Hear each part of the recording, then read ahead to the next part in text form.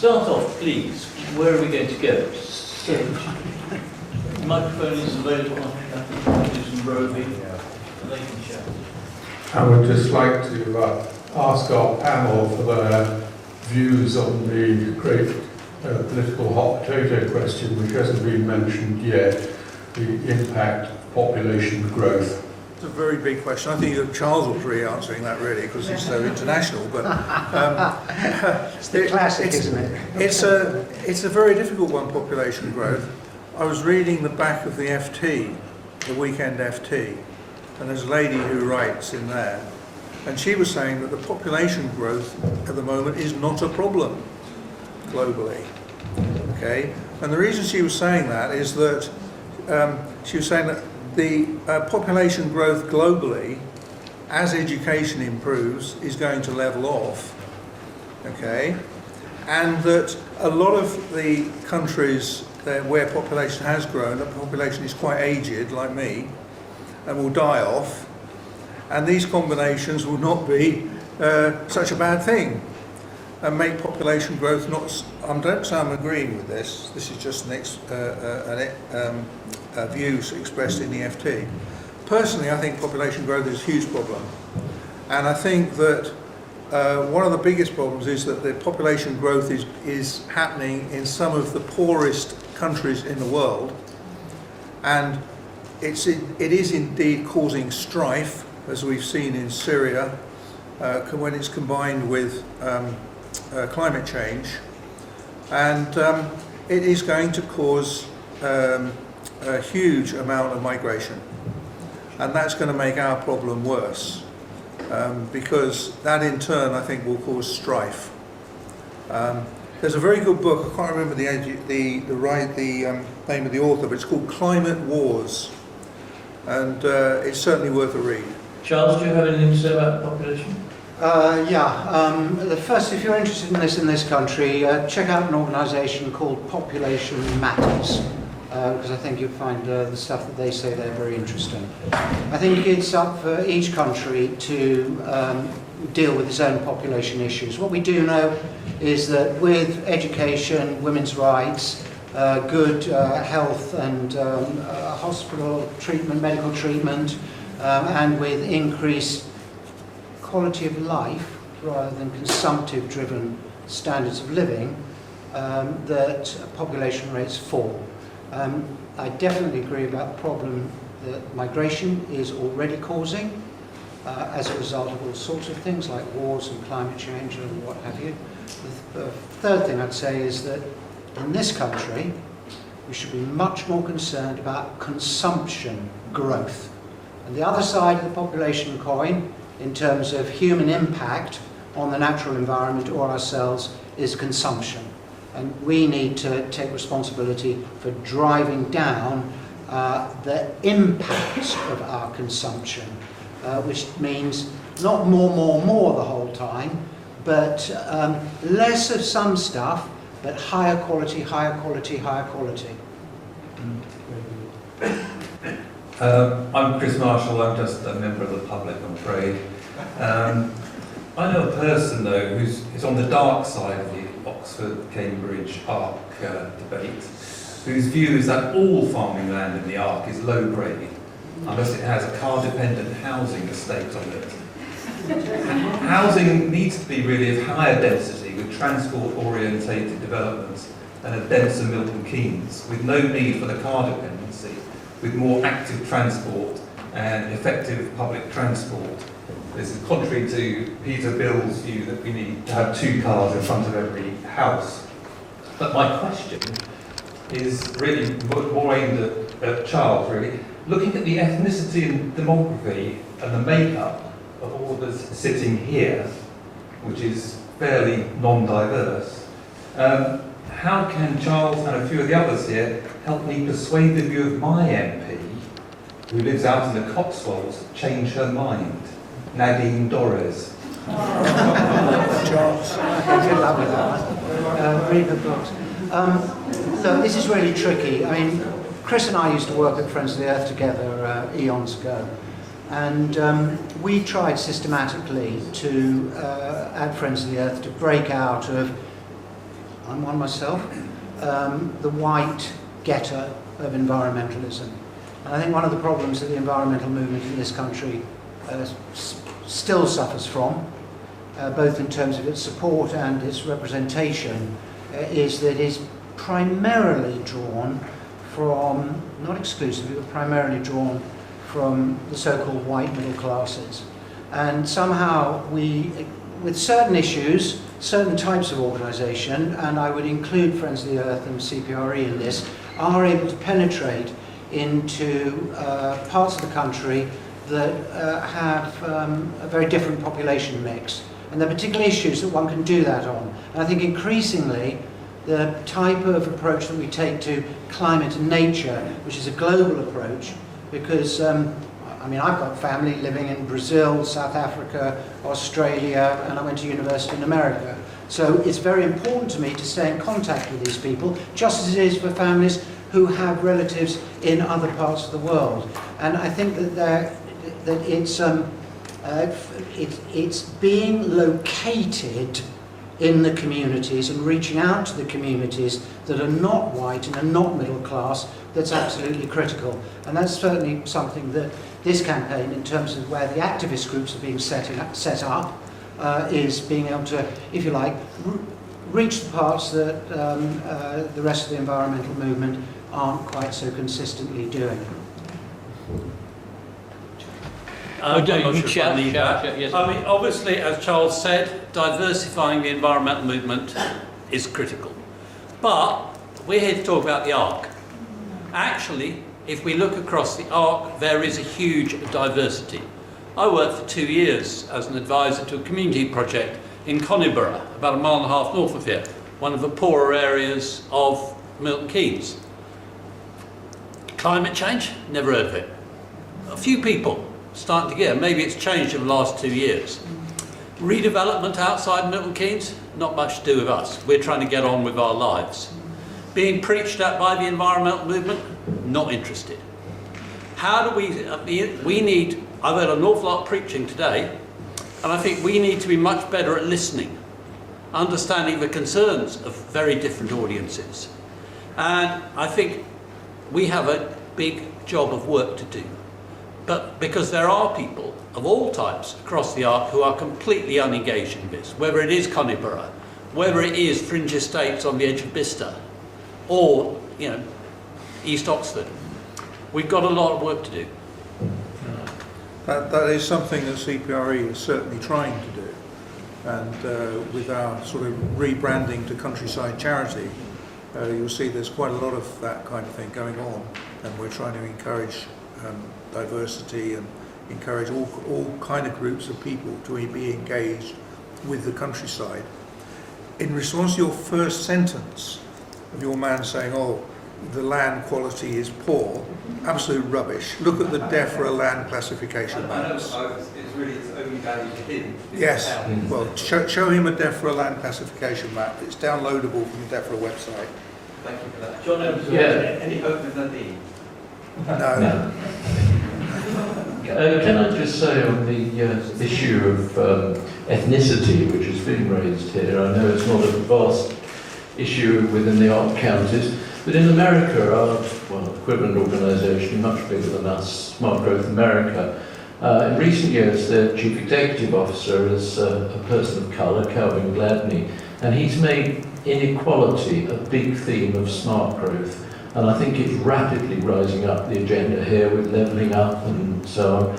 And the Smart Growth America is currently running a campaign to identify cities that were cut in half by freeways in the 60s and 70s, almost with the deliberate intention of separating the black areas and the white areas. You've heard the phrase subprime, which caused the 2008 thing. Subprime originally meant the black areas of American cities. It got confused, but smart growth began partly 30 years ago as a response to the collapse of the societies in inner cities, and it's done great things about that. So I'll offer you that there is a path forward in terms of inequality. So my first question is to Charles specifically. You mentioned the MPs and peers support that we already have for the CE bill.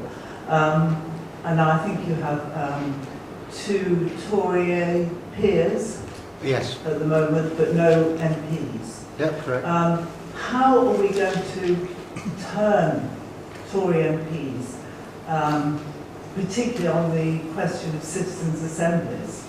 Because we've talked here about the ARC and how we actually engage with the MPs and other, participatory assemblies, if you like.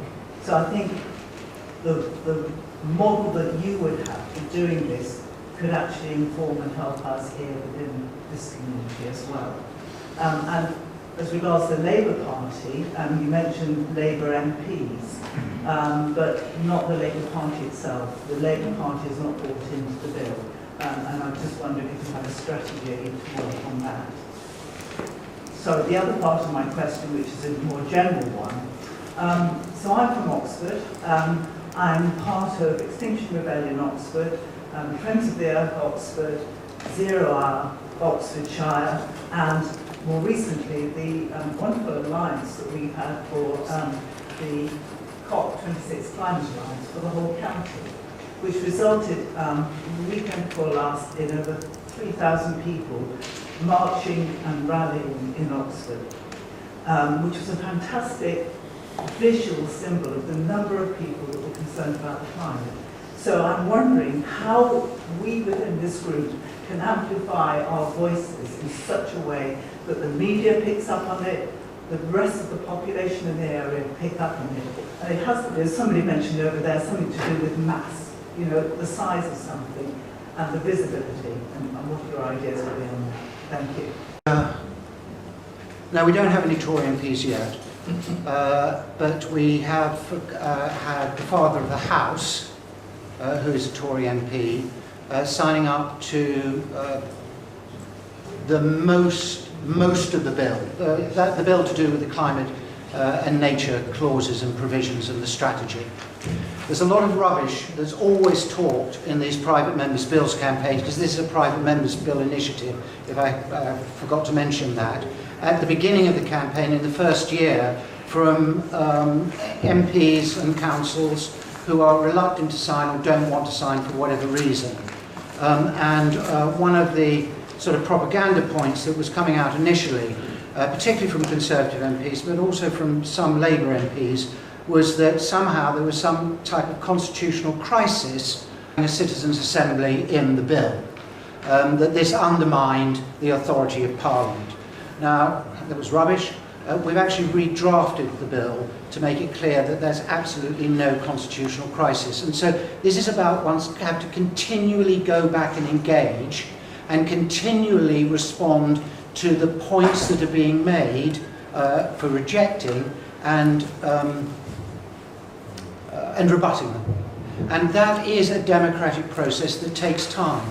Usually these private members' bills take about 3 or 4 years to pass. Because of the huge number of scientists and other professionals signing up, and because of the crisis all around us, we think that we can get this act in, if we roll it out, before the 2024 general election.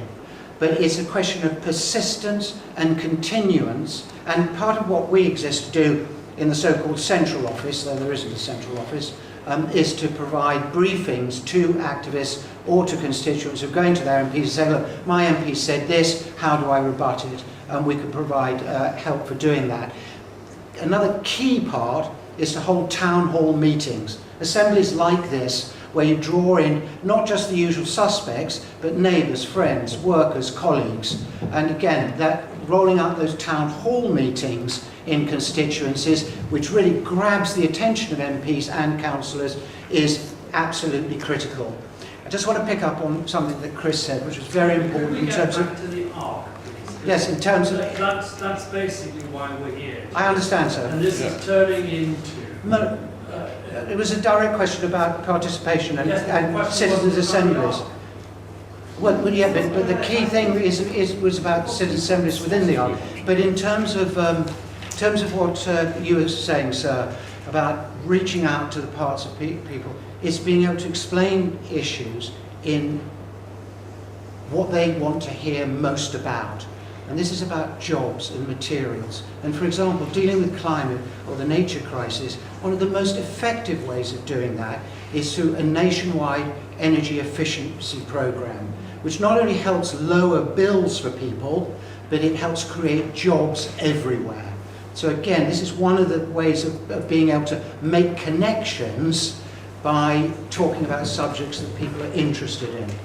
And we're just going to take one more question now, and then what I suggest we do, because we are running a little bit late, is if you want a cup of tea, get your tea, and we'll come back in perhaps sort of less than 10 minutes and carry on with the next talk, which is going to be Chris, if that's okay.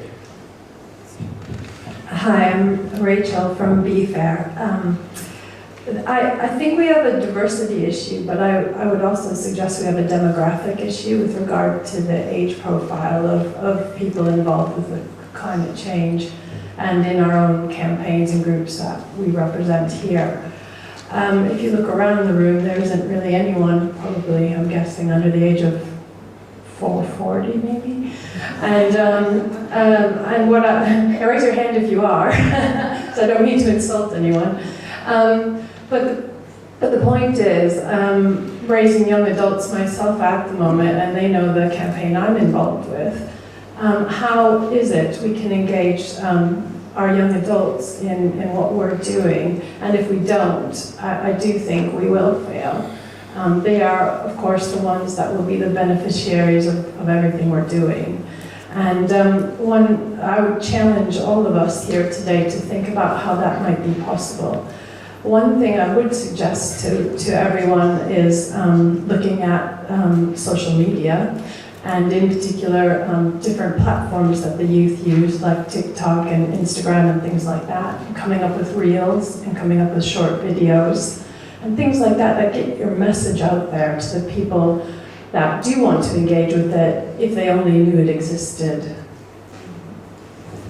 Anybody want to say a quick word on that? Well, just very quickly, let's recognise in terms of getting to the people we're not getting to, but a lot of those people are already heavily involved in other stuff. The idea that we should be bringing them into our groups, our organisations, is a hugely presumptive one. Those are people, if we are not getting people engaged, part of it is because they're not interested in what we're saying, because we're not saying it right, or because they don't trust us. We have a lot to do on this, but I think we would do a lot better to listen to a lot of the youth organisations that already exist, to a lot of the other organisations. There are, I don't know how many 100 environmental groups or anti-development groups across the arc. There are at least 20 times that many community organisations. Some of those may be residents' associations, but we have an awful lot of work to do on this, and I think all of us need to embed it. Just one last quick word. Yeah, I think you're looking at the average age of the meeting here is not representative, because don't forget that the people in the 20 to 60 age group, 65, they're probably working.